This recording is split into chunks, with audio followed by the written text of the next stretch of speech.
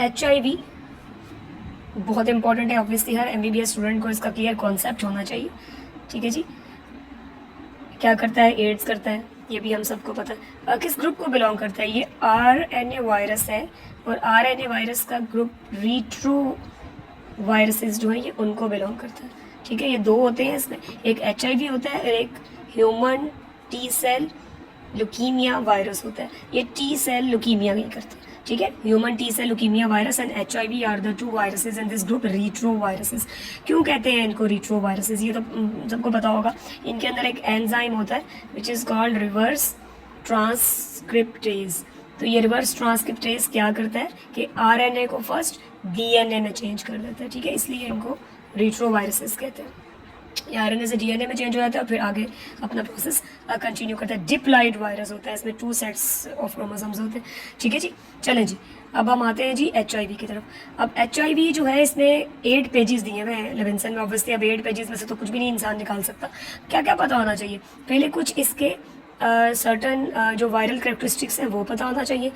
Simple सी बात है, हमें पैथोजेनेसिस का ज़रूर पता होना चाहिए। समरी में भी लिखी हुई है 2-4 लाइंस, उसको आप ऐसे करें कि ये जिस तरह ये इधर मैंने लिखा हुआ है इस बुकलेट के ऊपर ही उसको शिफ्ट कर लें, चूँकि एक ही जगह पे होना चाहिए सब कुछ। पैथोजेनेसिस का हमें पता होना चाहिए। ठीक है, इसकी डायग्नोसिस का सिंपल सी बात है पता होना चाहिए और बहुत इजी भी होती है। और इसका जो सबसे एक इम्पॉर्टेंट UQ होता है, इसकी जो अपॉर्चुनिस्टिक इन्फेक्शंस है, अपॉर्चुनिस्टिक इन्फेक्शंस जो अब इसमें हो रही हैं वो पता होना चाहिए। There are certain fungal infections. ठीक है जी, सर्टन पैरासाइट्स होते हैं जो इन्फेक्ट कर देते हैं फिर इन लोगों को, और सर्टन बैक्टीरियल इन्फेक्शंस। ये बहुत ज़्यादा प्रॉफ में आ जाता है, इनके नाम आपने ज़रूर याद करने होते हैं। तो ये भी काइंडली मैं अभी आप लोगों को बता दूँ। ये है वो पेज, ये बुकलेट का जो पेज है ये मैंने देखा है कुछ लोगों के पास ये जो उन्होंने ली है ये इसके USMLE फर्स्ट एड की जो वायरोलॉजी का पोर्शन, तो ये पेज खैर से है ही नहीं उनके पास। ठीक है, फिर कल को कह देना है कि जी वो तो उसमें था ही नहीं। तो ये पेज है पूरा, ये उनके नाम है। ठीक है, ये अभी हम थोड़ी देर में करते हैं। तो ये page is the most important. फिर ये 4 स्टेजेस, 4 स्टेजेस बहुत इंपॉर्टेंट है। ये आया है प्रॉफ में पिछले 1-2 सालों में, तो स्टूडेंट्स जो है वो लिख ही नहीं पाते बेचारे। ये अभी बेशक आप इसको देख लें, the 4 stages of untreated infection, obviously जिसमें एड्स होगी। कुछ भी नहीं है इसमें, सो सिंपल। द स्टेज 1 ये सिंपल फ्लू लाइक कंडीशन है। फिर जो 2 है स्टेज, उसमें no the patient is feeling fine, sort of latent है। नंबर 3 में फॉलिंग काउंट, कौन सा? CD4। और फिर number 4 is the final crisis, कि जब बहुत CD4 काउंट कम हो गया तो this is what the final crisis is. AIDS खुद तो कुछ भी नहीं है, जैसे जैसे CD4 के काउंट कम होते जाने हैं, ये देखें less than 500, less than 200 and than less than 100, तो उनके ऊपर अपॉर्चुनिस्टिक इन्फेक्शंस आती जाती हैं और पेशेंट उसके साथ प्रेजेंट होता है। ठीक है जी, इधर आते हैं जी। ब्रीफली हमें पता होना चाहिए कि इसकी पैथोजेनेसिस क्या है। 2 टाइप ऑफ रिसेप्टर्स आपके बुक में लिखे हुए हैं। उन्होंने कहा है कि एक तो CD4 प्रोटीन रिसेप्टर्स हैं जिनके साथ HIV अटैच करता है। फिर सर्टन कीमोकाइन है जिनमें एक है CCR5, ये इसके साथ भी अटैच कर देता है। ठीक है, इसके अंदर कुछ जीन्स का बड़ा चक्कर है। अब वो उनका टेबल दिया हुआ है लेविंसन में, देख के ही इंसान कहता है जी मैं तो नहीं करूँगा। ठीक है, लेकिन नहीं, हम इसको करेंगे। थोड़ा थोड़ा मोटा मोटा पता होना चाहिए और बहुत सिंपल सी है, इंसान नाम ही लिख देता है, कल को प्रॉफ में कोई 2 नंबर तो मिल ही जाते हैं। ठीक है, इनमें एक ENV एनवेलप से, ये बड़ी इंपॉर्टेंट होती है। इसके कौन सी प्रोटीन्स प्रोड्यूस करती है? GP120 और GP41। ठीक है, बहुत सिंपल होती है। जो GP120 है आपकी सिंपली ये भी CD4 प्रोटीन्स के साथ ही अटैच करती है, और they also help in decreasing the number of CD4 proteins. Obviously किसको हेल्प कर रही है? HIV को, वायरस को कर रही है। जो GP41 है ये होस्ट सेल के साथ वायरस की फ्यूजन में हेल्प करता है। ठीक है, तो ये एनवेलप हो गई। फिर इसके अंदर कुछ इसकी गैग जीन्स होती हैं। जो गैग जीन्स होती हैं ये उसके जो प्रोटीन कैप्सिड है, हर वायरस के का एक कैप्सिड होता है, ये उसके साथ अटैच करती है। ठीक है, फिर कुछ टैट जीन्स है इसके अंदर। टैट जीन्स जो है ये ट्रांसक्रिप्शन का जो प्रोसेस है ये उसको हेल्प आउट करती है। ठीक है, ये ऑब्वियसली रिवर्स ट्रांसक्रिप्टेज एंजाइम है, तो रिवर्स ट्रांसक्रिप्शन जो हो रही है RNA टू DNA में ये उसको हेल्प कर रही है। ठीक है, फिर एक इसके अंदर पोल जीन्स है। ये बहुत ही ईजी है। ये पोल जीन्स जो है ये इन एंजाइम्स को कर रही हैं। एक तो ये रिवर्स ट्रांसक्रिप्टेज इसके अंदर होता है, ठीक है, ये जो आपका रिवर्स ट्रांसक्रिप्टेज एंजाइम है। फिर एक इसके अंदर इंटीग्रेज एंजाइम है, वो अपने नाम से ही बता रहा है कि वो integrate into the host cells में हेल्प करेगा, ठीक है। और फिर इसके अंदर कुछ सिंपल प्रोटीएसेस होते हैं, तो ये आपका पोल जीन करता है। फिर एक नेफ जीन है, NEF, ये भी बहुत इंपॉर्टेंट है। ये कुछ नेफ प्रोटीन्स प्रोड्यूस करता है। ये नेफ प्रोटीन्स बहुत ज़्यादा हेल्प आउट करती हैं इसकी पैथोजेनेसिस में। किस तरह? एक तो ये भी CD4 proteins enhance the CD4 cells के काउंट को डिक्रीज करता है। सेकेंडली ये MHC क्लास 1 प्रोटीन्स के नंबर को भी डिक्रीज करता है।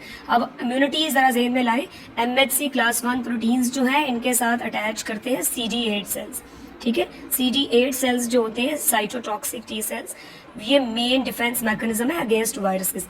तो जब MHC1 ही कम हो गया तो कम CD8 उसके साथ अटैच करेंगे, एक ये मैकेनिज्म। और साथ ही जो ये आपके नेफ जीन्स नेफ प्रोटीन्स प्रोड्यूस करते हैं, ये CD8 का इटसेल्फ भी नंबर कम कर देते हैं, ठीक है। तो at the end of the day ये सारे जो पैथोजेनिस के जो मैकेनिज्म्स हैं जो पैथोजेनेसिस कर रहे हैं, अल्टीमेटली ये सब क्या कर रहे हैं, कुछ भी नहीं अगर आपको याद रहता प्रॉफ में तो ये तो ज़रूर लिखे कि अल्टीमेटली हो क्या रहा है।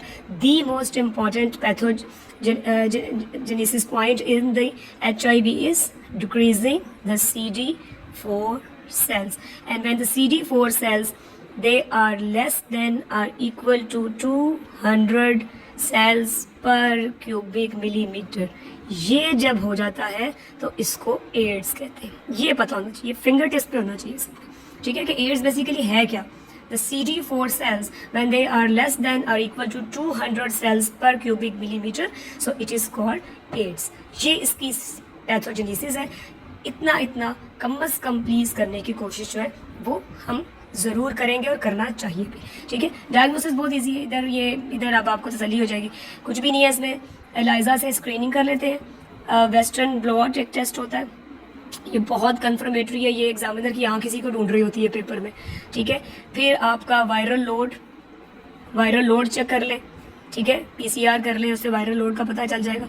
और फिर CD4 सेल काउंट, ये बड़ा इंपॉर्टेंट है जी। CD4 सेल के काउंट जो है ना, ये आपने कर लेना। ये 4 पॉइंट्स आप लिख दें, यू विल गेट जितने भी 2 मार्क्स का या 3 मार्क्स का, you will get the full marks. Opportunistic infections, ठीक है, उस पर अभी हम चलते हैं। ये आप देख लें, ये जो मैंने अभी आपको जीन्स बताई हैं ये उन्हीं का थोड़ा इसमें लिखा हुआ है, ठीक है। जो नहीं इसमें लिखी हुई वो प्लीज़ आप ऐड कर लें, जैसे मैंने ये चैट ऐड की हुई है, ठीक है। ये नेफ यहाँ पे आप ऐड कर लें। नेफ जो है ये CD4 को भी कम कर रही है, ठीक है, और MHC क्लास 1 प्रोटीन्स जो हैं उनको भी कम कर रही है, और ये CD8 के लेवल को भी डैमेज कर रही है, उसको भी कम कर रही है, ठीक है। ये उन्होंने इधर इसकी डायग्नोसिस बहुत अच्छी लिख दी है, ये अलग से पॉइंट्स लिख लें, और जो पैथोजेनेसिस के मैकेनिज्म है वो भी प्लीज़ यहाँ पे लिखें। अपॉर्चुनिस्टिक इन्फेक्शंस नाम आने चाहिए जी इनके आपको। कैंडिडा फंगस है हमारी, एब्स्टन बार वायरस इन पे अटैक करेगा, हेरी ल्यूकोप्लेकिया हो जाता है इन पेशेंट्स में, ठीक है। ह्यूमन हर्पीज वायरस 8 कुपोसी सार्कोमा करता है। क्रिप्टोस्पोरिडियम, ये अगर आपको पैरासाइट्स में याद हो, ये प्रोटोजोन होता है, डायरिया करता है इन लोगों में। और human papilloma virus cervical carcinomas करता है, वॉट्स करता है, ये तो आपको DNA वायरस से पता ही है। ये एक बैक्टीरिया है इधर छुपा हुआ, बार्टोनेला हेंसेला, हर साल MCQ आता है, फिर कहते हैं कि हमें पढ़ाया नहीं था। ऐसे जो पढ़ाया था वो तो उसमें तो आलम फाजल सब ने दीप फाजल की डिग्री कर ली थी, है ना। तो एक बार्टोनेला इनको नहीं बस पढ़ाया ना किसी ने, तो Bartonella henselae is a gram negative rod. ये जूनोटिक्स की क्लासिफिकेशन जो है ना ये उसके अंदर होती है, आप क्लासिफिकेशन के पेजेस देखें वहाँ लिखा हुआ है। बार्टोनेला हेंसेला एक तो ये करता है कैट स्क्रैच डिजीज, थोड़ा सा दिमाग को स्क्रैच करें तो आपको याद आएगा, ये it causes the formation of granuloma, ठीक है। और एक ये करता है बेसिलरी एंजियोमेटोसिस, करते थे, ठीक है। और ये बैक्टीरिया, ये इतनी बातें जरूर पता होना चाहिए बार्टोनेला एंसेला की। फिर वो कह रहे हैं कि when the cell count is less than 200 हो गया तो फिर इसमें टॉक्सोप्लाज्मा की इन्फेक्शन हो जाती है इन लोगों में। प्रोटोजोन है, सबको पता है, ठीक है। ये JC वायरस आपको DNA में बताया था, बस इनके नाम आने चाहिए। ये बहुत इंपॉर्टेंट है, न्यूमोसिस्टिस जीरोवेसी, ठीक है जी। क्या है ये? ये हो ही नहीं सकता कि एमसीक्यू कभी ना आए थर्ड ईयर को प्रॉफ में। न्यूमोसिस्टिस जीरोविसी, पहले किसी हमारे वक्तों में इसका नाम होता था न्यूमोसिस्टिस करीनियाए, अब उन्होंने चेंज कर दिया। पहले ज़मानों में वो समझते थे कि ये पैरासाइट है, प्रोटोजोन है, वो ये समझा करते थे। फिर लेटर ऑन उन्होंने कहा साइंटिस्ट ने कि नहीं जी ये एक फंगस है, ठीक है, और ये करता क्या है, ये नमूनिया कॉज करता है। और ये हमेशा आपने याद रखना है, फाइनल ईयर में भी आता है एमसीक्यू।